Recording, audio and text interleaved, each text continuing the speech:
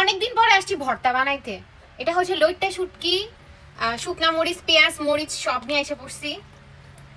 Nail extension করছি বলে কি হয়েছে, তাই বলে কি ভর্তা খাবো না? আচ্ছা কতটুকু পানি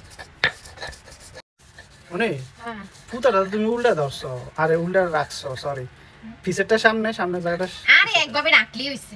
আর অনেকে আমাকে কমেন্ট করছে আপু পাটাটা বুতা হয়ে গেছে, এটা একটু ধার দিয়ে নিও। বইন দেশ থেকে পাটা ফুটা নিয়ে আইছে, এখন ধার কই দেবো? দেখি নিচে দেওয়া যায়, একটু কমেন্ট করে জানাই তো, বহুত কষ্টে পারছি। পেঁয়াজ আর ধনিয়া পাতা বেশি বাটা যাবে না। আর গাইস আমার ভর্তা রেডি, বাট সরিষার তেল আনছিলাম, মনে হয় না শুটকির ভর্তাতে সরিষার তেল দেয়, আমি সরিষার তেল দিতেছি না।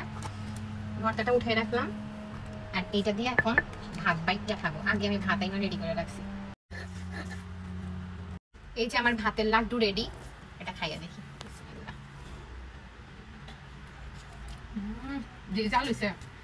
জামাই আগে কইছে আমার কিন্তু এখন দিও না, আমি দিলে আমার পানি খেতে হইব। হ্যাঁ আমার হেসকিউটা দেব, তার মধ্যে আবার শুটকির ভর্তা। এটা আমি লাড্ডু বানিয়ে রাখতেছি, টেবিলে বসে খাবো। চলো ভর্তা রেসিপিটা কারোর ভালো লাগলে বাসায় বানাই তাড়াতাড়ি করে খাইয়া ফেলো।